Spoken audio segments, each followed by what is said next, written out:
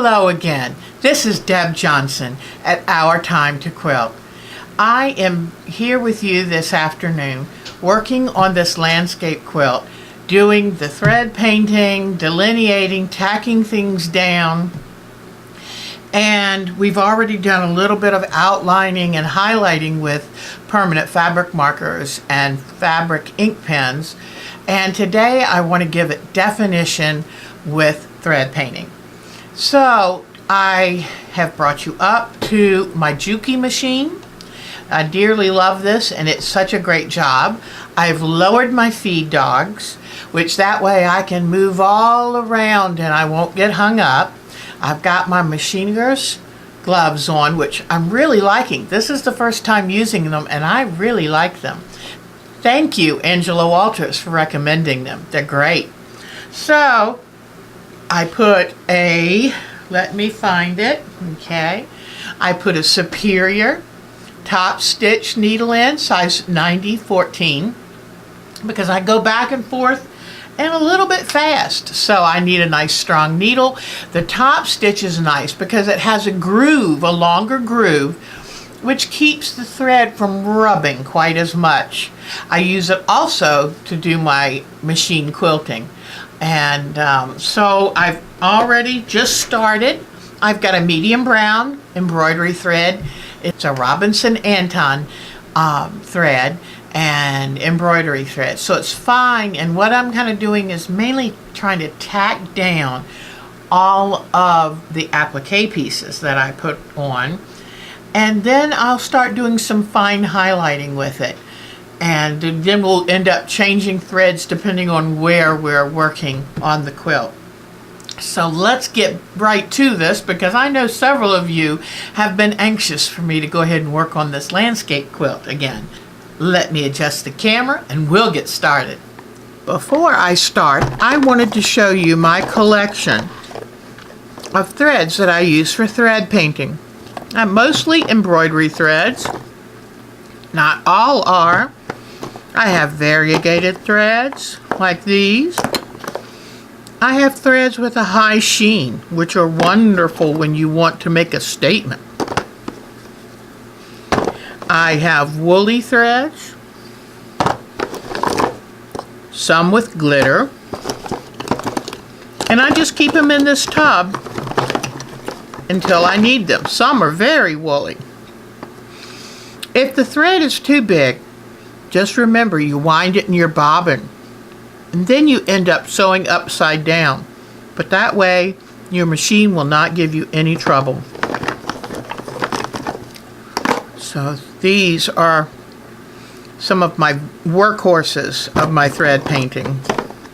Okay. On my machine, I have an open-toed hopping foot, and that helps me easily maneuver around all the different applique places. So now I'll begin.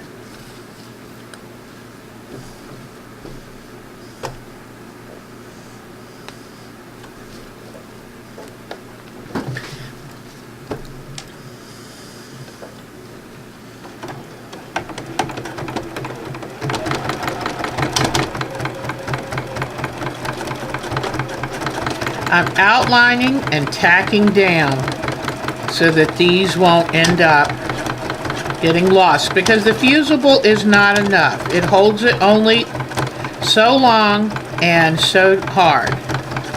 So this is the pickup truck that I put on the applique quilt. Another thing is it's a little tricky, but if you work at it, you can get it to, you control the length of your stitch. And so if you want to keep a smaller stitch, then you need to move a little faster and put your foot down a little harder. Because with the feed dogs down, you control the stitches. Alright, and then I also did some thread painting on the rock to highlight and outline that. So now I'm going to move down and let me show you. See how I've done all of that? In fact, you know what? I need to do a little bit more work on this truck. since it's roughly the same color, thread painting is a great way to give a little more realism and definition to this old rusty pickup truck that's been sitting out in the field.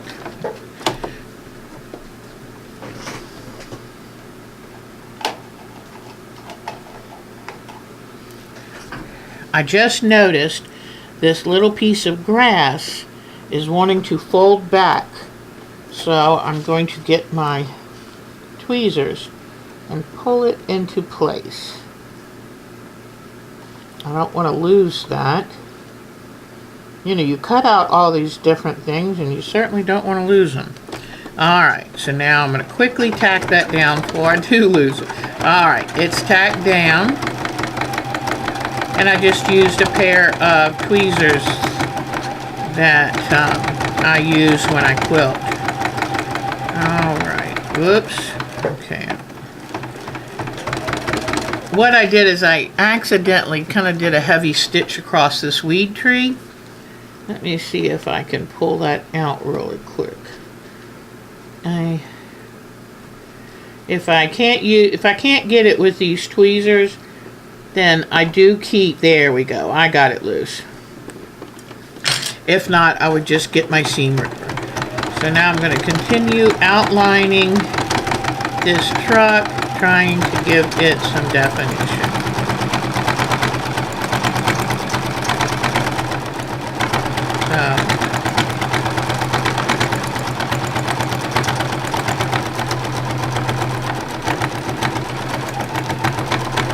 I'm doing a little shadowing down near the bottom, although this is not very dark thread, nor is it very thick, so I'm only putting in some. I'll come back later with a darker thread, give it a little more outline. Okay, come down here, there's a line here, here. Alright, so that looks pretty good for right now. Also, I do thread painting kind of a layer at a time. Sometimes I think I'm done with this, I'll move on to another. If I come back later and say, I need some more thread painting there, then I'll do it again. Alright. Really helps having the automatic scissors.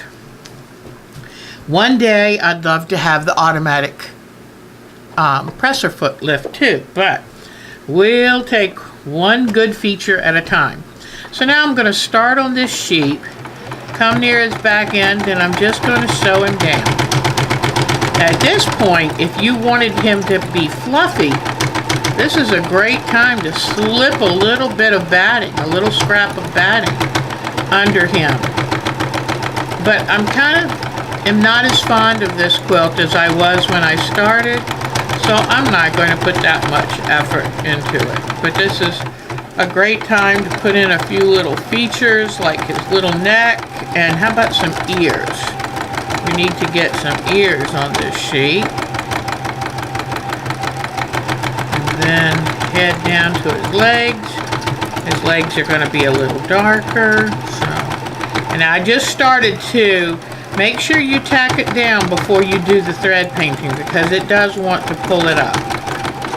And then we want to like put a little darkness under his belly, show a little shadow, then a little outline of his leg, a little outline of this leg. But see, look at how much definition it gave that sheep, and how easy was that?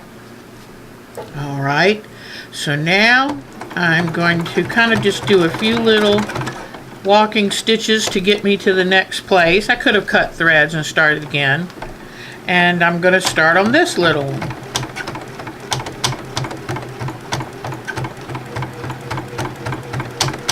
And I'm just doing some fine stitches. This is a lamb. This is a little smaller one. So I'm being a little more careful. And I want to do a little thread painting on its ear to give it definition. And see, you don't have to stay straight on his back, because you know they're very woolly and fluffy. And so now I'm going to switch to this fence and stitch this fence down. Come back up his neck. And I'm not sure I'm going to like how I kind of went up. Although, now I'm going to use a lighter color to give definition to his wool. So I can always come back later if I want to and take that out. Now I'm going to go down this fence. Because on everything except really green areas, this is going to be my anchoring. I'm not in the mood today to work with monofilaments or the clear threads. No, Superior, I think, makes really wonderful nylon clear threads, not invisible threads. And they have clear for light surfaces, and then they have smoky for your darker colors, and they truly can be virtually invisible. Sometimes you see a little sheen, but they do a really great job. Now this, since these are old fence boards, this is a good time to come in here and kind of work on these gnarly old fence boards. Just remember, when I want to move my fingers fast, I've got to move my feet fast. So these boards, I've got the grain running this way. In the post, I'm going to go up and down with that grain. Because that's the way the grain would be in those boards. Then I can come down to my next horizontal board and go back and forth this way. Don't forget, before you start doing much thread painting, make sure you've got it tacked down so it doesn't flip up on you. Okay. That board was a little lighter, so I didn't quite do as much. Now I come down here to the post and go up and down. Whoops. Oh, I lost the tip of that grass. Let me get this grass sewn down. In fact, I'm going to go ahead and cut my thread on this. Whoops. Cut my thread. Move down to this grass, because what happened is I was trying to go backwards over it. And I need to get it laying down so it won't fold over, or then I've lost all that work cutting out those individual blades of grass. Okay. Yeah. To go. Alright, I have broken my thread, so I'll need to rethread the needle, but that's pretty much how this goes. Let's try this variegated and see how that looks. This is Connected Threads brand. Let's give it a shot. It'll tend to break a little more often and it'll be more linty, but let's give it a shot. I think the variegations in there are going to work well. Thread painting tends to be expensive just because thread can be expensive. So I look for sales. You'll often find sales on embroidery threads. And I look for anyone who is selling off their supplies because they're going to be moving. Any way I can get a better deal on the threads, because otherwise it can be very expensive. So it's really good to look for an estate sale. Sometimes in your guild, a member will leave her supplies to the guild. There's different ways like that, but thread can be very expensive and you do use a lot. Alright, so now what I'm going to do, but you notice I'm not seeing any signs of the bobbin thread. So it's really nice to use an all-purpose bobbin thread or a lightweight bobbin thread and just save the expensive fabrics for the top. So let's see what we can get going with this.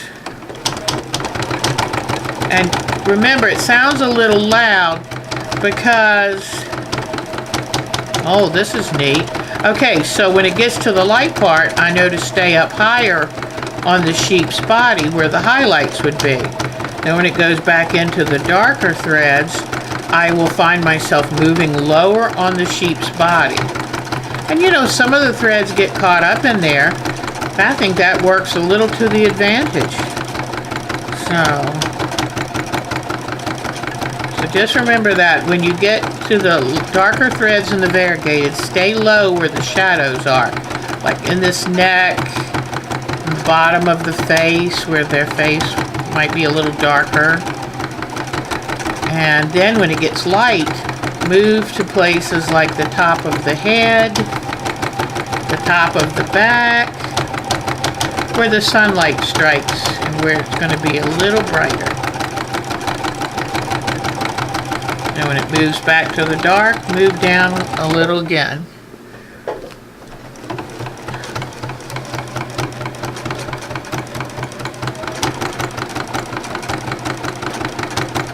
Okay.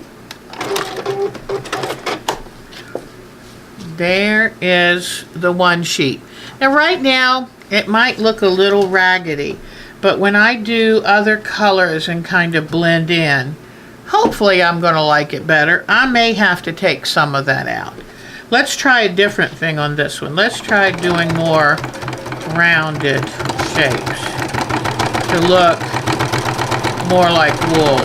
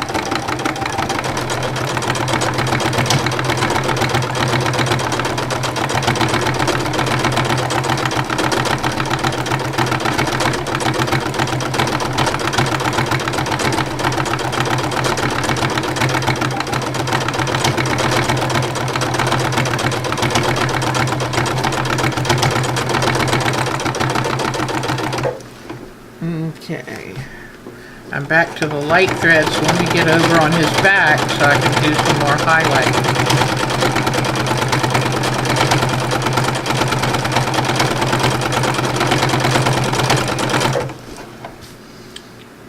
I don't know. I'll be thinking about this. And you know what, if I don't like it, I can always easily take off the excess. Like I think this little lamb, I think it's a little heavy on her. So I'm going to get my seam ripper and do some trimming off. Just get some of these horizontal threads out of here. And remember, it doesn't matter. It doesn't matter if you just cut them off like this and then come along with your scissors. Give them a little haircut. Because when it comes to doing landscapes, it just adds more realism. In fact, you know, you could, honestly, you could do this to make them look fluffy. Like come in and do lots of stitches, trim them, and then leave them kind of fluffy looking. Oh, you can't see where I'm working, can you? I was working on this little lamb, and I was just trimming off some of the threads because I thought I just had a little too much going on with this lamb. So I just plucked them like that, and then came in with my scissors and realized by doing that, it gives the lamb fluffiness. Isn't that neat? I guess it's like shearing a carpet. So anyway, well, I'll keep working on those, see what I think. But now that I know that if I don't like how many stitches I put in, I can come in here and just cut them loose. And where I cut them, it'll leave fuzz. That's cool looking. That's something I didn't expect. Okay, so I take some of these out and then just trim them flat to the surface.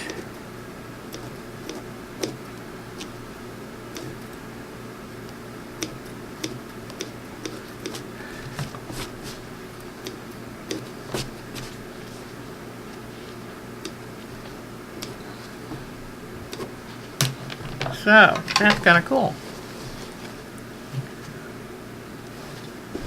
Alright. So, I'm not sure that I still like that much top stitching on it. Let me try this one and do a little less.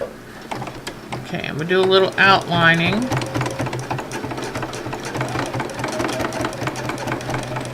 I'm in the darker area of the variegation, so I'm going to come down here. Oops, caught the edge of that fabric again. It doesn't take much, but see, I just take my seam ripper, and come underneath where I know that thread from the stitches is. And there you go. That easily just cut it loose. Then drop it back down and be careful to keep it on top of this fence. In fact, if I first just tack down this fence, I don't have to worry. There we go. I'm back in the light thread, so I'm going to... Now let me try to do less thread painting with this and see if I like it better. Do a little outline where his leg comes up. Now that I'm in the darker part, I'll do his head.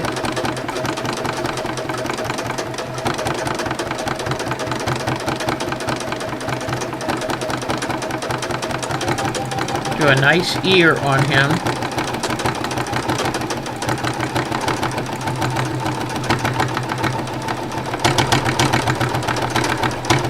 Okay, now I'm back to the light thread, so I can go back and do the highlighting.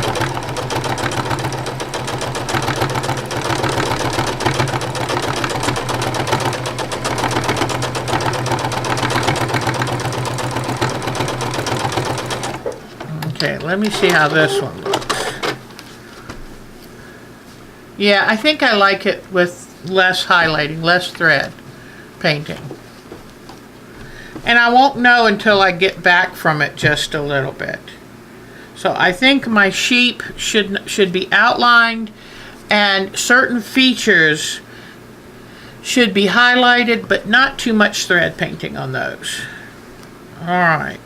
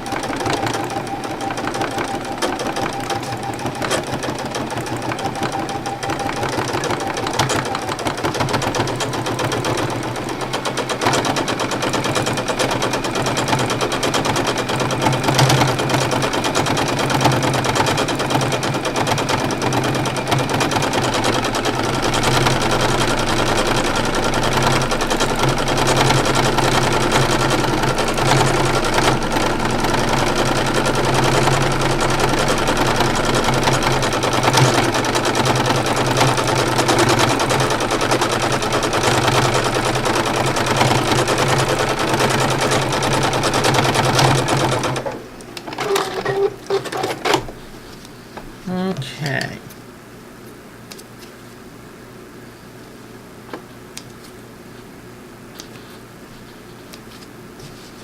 Alright, so there's this little, whoops, you can't really see it good.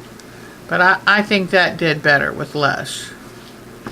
Alright, so now I'm going to try to do something with this water. I'm not very happy with that water. I'm going to get some shiny blue.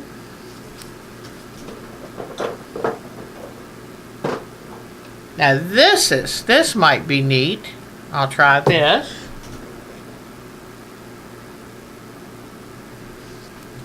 this might do some good.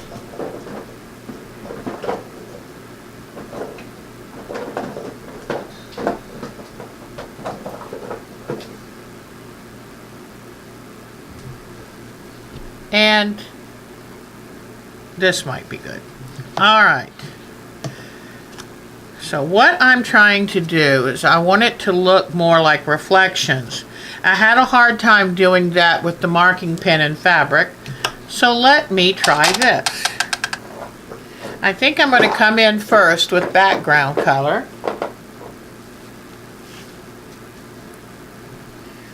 Let me come in first with some background. You always work from dark to light, just like if you were coloring. Dark to light. If you have trouble with any of these spools of thread, get yourself a thread stand. You can find them pretty inexpensively at different notions stores, anywhere you buy your notions, and look for them. Don't go too cheap. If they're too lightweight plastic, they won't stand up good, and you might end up having to weight them down. But you should be able to find something for roughly $9 or so, if you're careful, if you look for sales too. I'm going to turn the quilt this way so that this is the easiest direction to move, obviously. So what I'm going to do is take this dark thread and I'm going to stitch it down, get my edges all stitched down.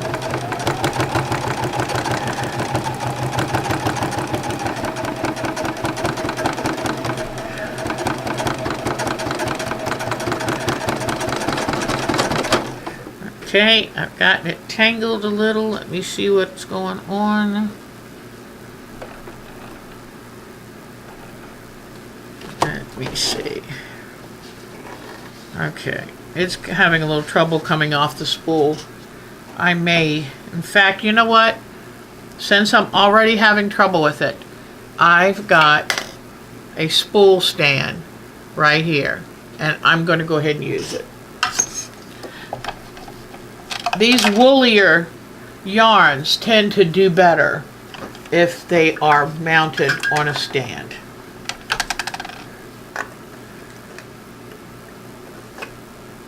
Okay, so let me show you what I've got. Here it is on my stand, and I'm going to stand it up behind my machine. See this stand right behind my machine with the woolly yarn on it.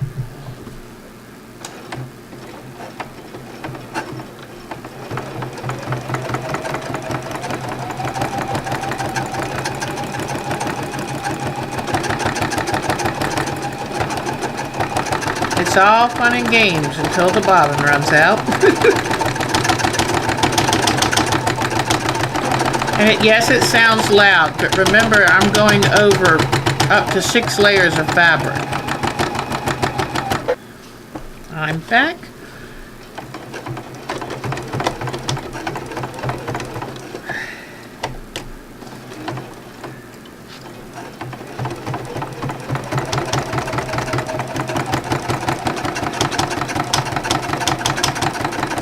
This is a good time to have a stiletto and use it, because there's so many times when you need to tack this stuff down. That would be wonderful.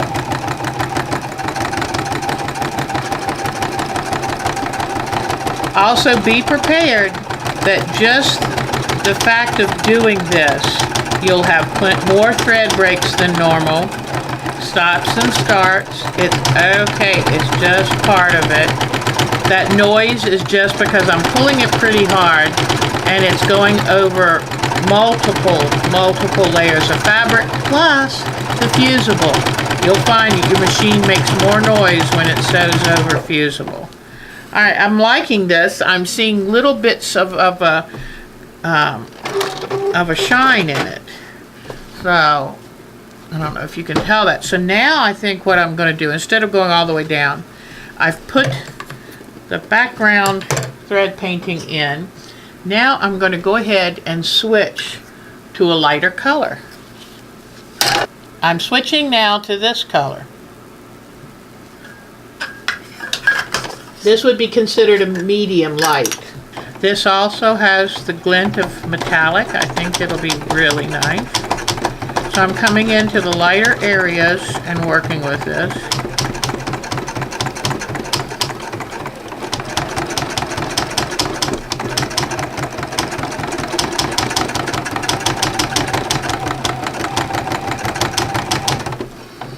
I've got some threads that are hanging up, so let me trim some of those.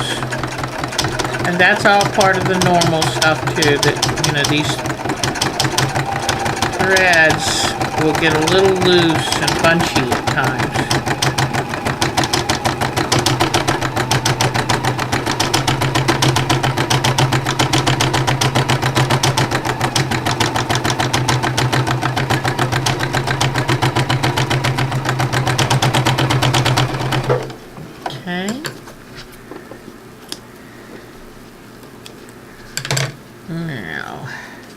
Now I'm going to take that thread out and go an even lighter color.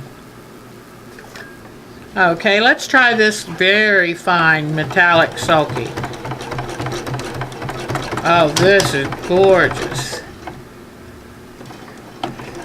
And some of these threads you have to slow down a little bit because they are a little delicate. But I think that I'm going to get, now that was to break loose. Sometimes the threads, since they're so delicate, will kind of bunch up underneath. So let's see what I've got. It keeps bunching up. Hold on. I better check what's going on. Okay, thread's working fine under there. So let's try it again. But they're so whisper fine. And you're moving in all different directions. You don't have any of the controls that you normally would have going. So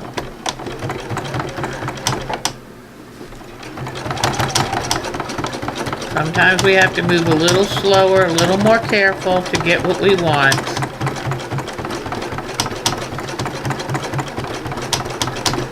Oh, I think you're going to like this. And I think it's just what I was looking for to give this more of a true water feel. One of the things I like about this sulky is it's got not only colors of the water, but colors of the sun setting on it. Okay. Now I'm going to back this up a little so you can see it. Whoops, I did it again. I always do that. All right, let's see what you think of this. Look at that. Let me even back it up more. All right. So, do you see the look that that thread gave the water? Look at that. That's just what I wanted. And by going back and forth in random patterns, it gives it more of a natural look. Now you can see, whoops, you can see the fence, the rock highlighting I did, the highlighting thread painting I did with the old rusted pickup truck, a little work on the sheep. I think that one down there, I'm going to have to go over that with a different thread before I like it. It's good to lay down a foundation. Now I think that big one, I think that's too much. So let's see how this one, yeah, I think that's much better. And of course I'm showing you very close. Let's move back from it just one moment.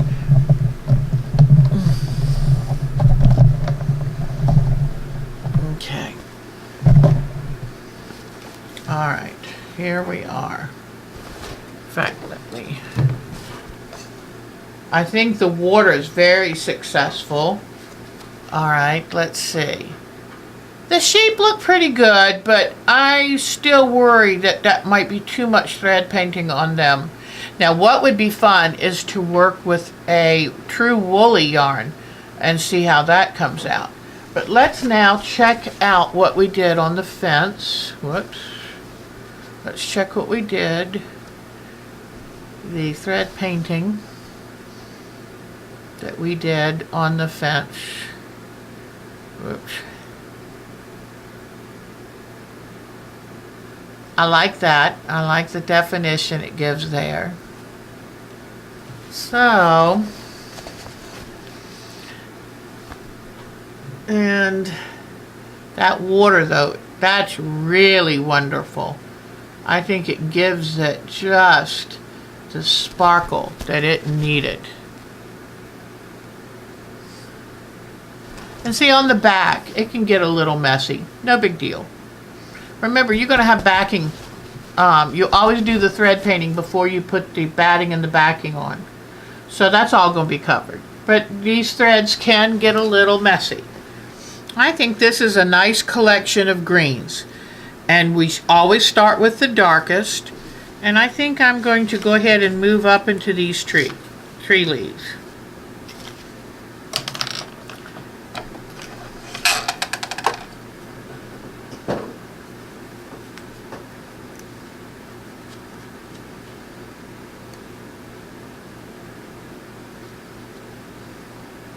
This is Metler threads. I've got a bunch of these. I really like them. Let me zoom in. And like I said, I'm going to stay in the shadow areas. Now I'm seeing some white threads. If this continues to be a problem, I think I might have to have it. And you don't necessarily have to match the color. Let me see. Let me try a black bobbin and see. But I want to show you.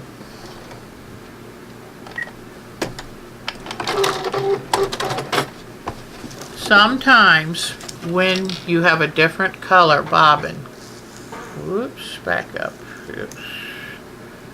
See these little white threads popping up, and that's from the bobbin. So let me change to a dark bobbin.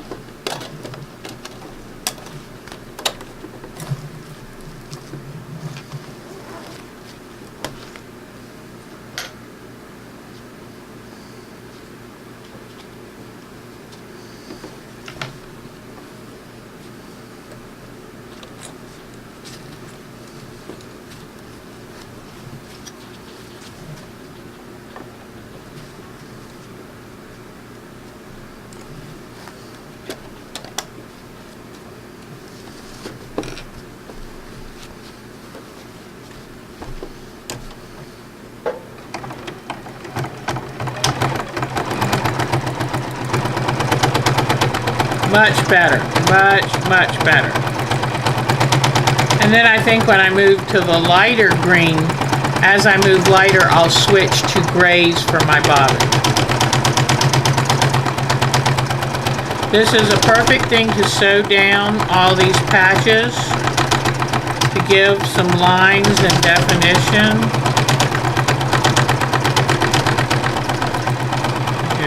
Remember what I said, keep it in the shadows or for giving definition. Just make sure that you are random and wiggly to get the texture look you want for the leaves. Act like you've had too much coffee to drink.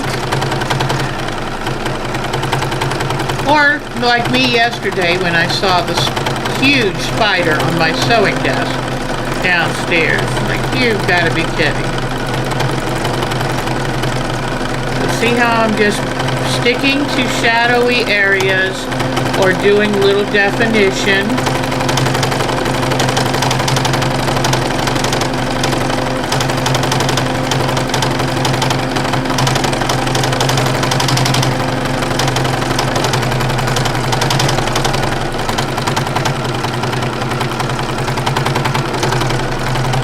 Trying to tack down edges as I'm going through.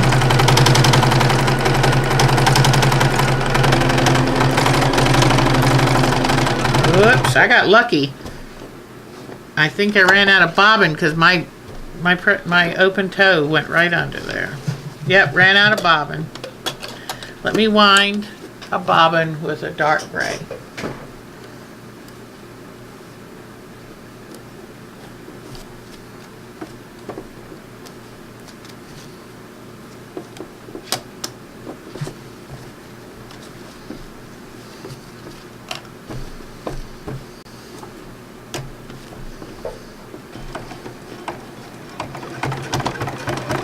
I have a full bobbin again, so now I'm back to working in the shadows.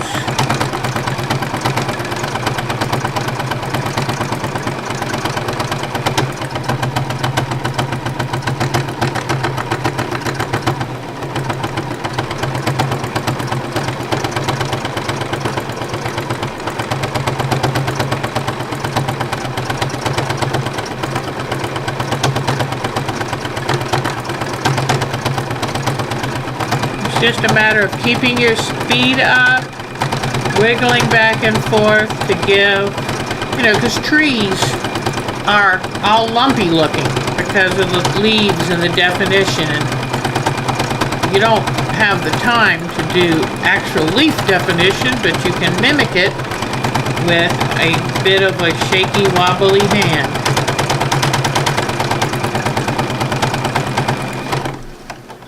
Okay. I had a thread catch there.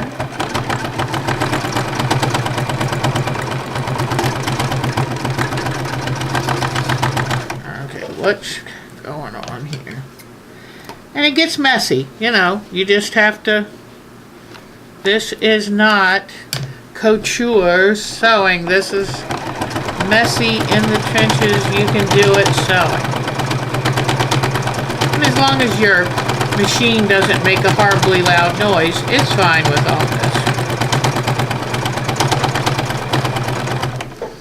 Alright, so I've got quite a lot of definition going on here. I think it's time to change to a lighter thread.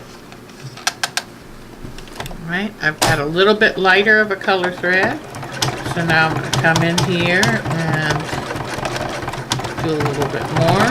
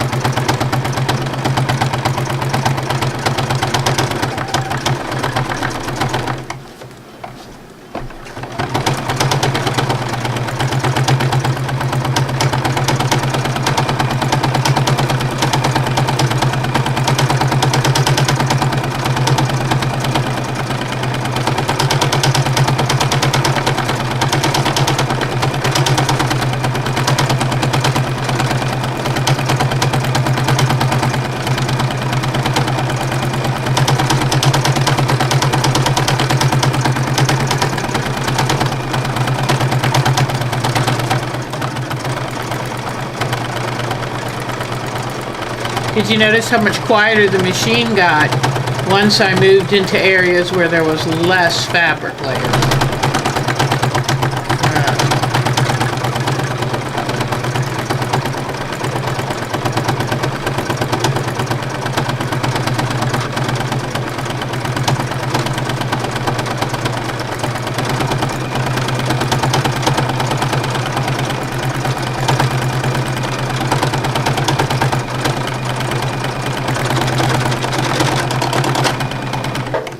Alright, so now I'm going to switch to yet another lighter color.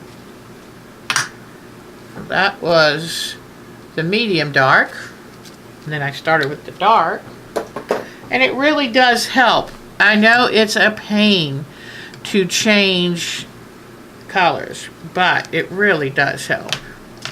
This one is a nice dull one, and I think that has a place too. I'm going to go do a little bit with the dull one. Because not everything is light and bright. Your neutrals allow your light and brights and your darks to shine.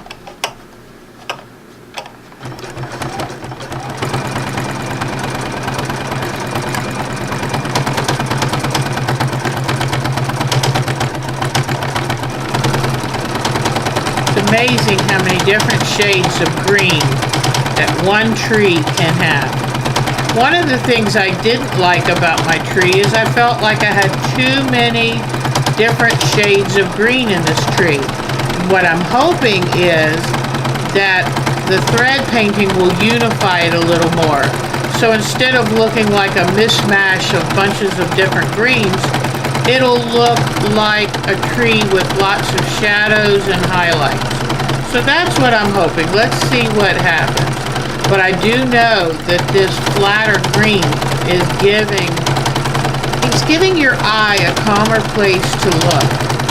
Not everybody can be the star. If without the character actors, then the stars can't shine. So I'm liking this. I'm thinking it's doing a good job.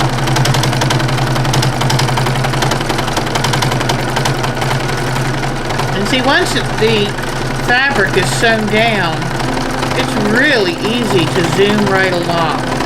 So you have to be kind of slow and steady at first rather than later.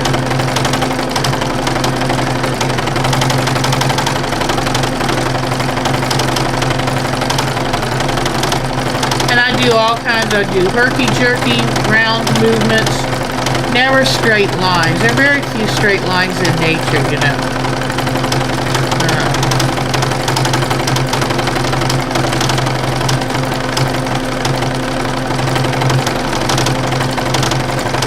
Make sure when you're done with this, you clean out your bobbin, your needle case, your thread case, everything you can, because this does generate more lint this way. And you probably want to change your needle more often because it puts a good amount of stress on the needle too. All right. So now I've got that third color. Let's move on to a lighter color. We're building up our layers. So now I have another lighter color. And you'll notice I'm going to stay, now I'm light enough that I'm going to stay out of the dark areas. I'm going to stay out of the shadows, stay where the sun is beating down, because that's all the difference in these leaves is just where the light source is able to reach. So I'm going to stay in the light areas and give those a little pop.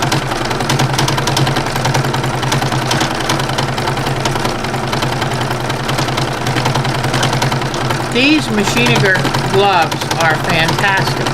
I was a little concerned how I'd feel. I'm not a glove wearer, but they're very comfortable. They fit so well. They're lightweight. They fit so well that they're not hot, and they're kind of nice. They kind of hug your hand just a little bit, so it's kind of nice. All right. So you see how I'm moving up into the light areas. All right. I think that gives us a pretty good idea. I see a long green thread here that looks odd, so let me get that cut out. In fact, you know what? These Machinigers do a really good job of brushing away little bits of thread too. All right. So now let's do one more thread change. And instead of going, this is a little bit darker, I've decided to finish off with that. I think that'll give it some nice sparkle. And the color we just did is this one. And we're going to be moving that much lighter.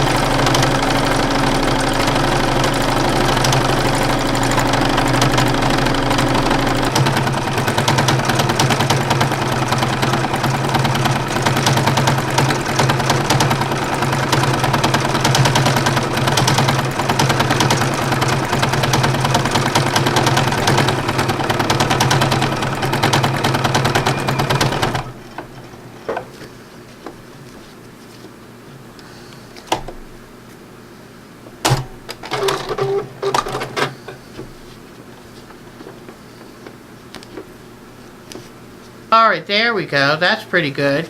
So do you see what the thread painting now has done for this? Let me see if I can move this back a little farther. Look, okay. See what was disjointed fabric up here that I worried about? Now look at what the leaves look like. That's what I wanted. And that's the beauty of thread painting. I think I've just fallen back in love with this landscape quilt. What do you think? I think it made a huge difference. So you need the fabric to give all of that wealth of color, but the thread painting then unifies it a little more so that it looks more like a real tree and not a bunch of scraps of fabric put on.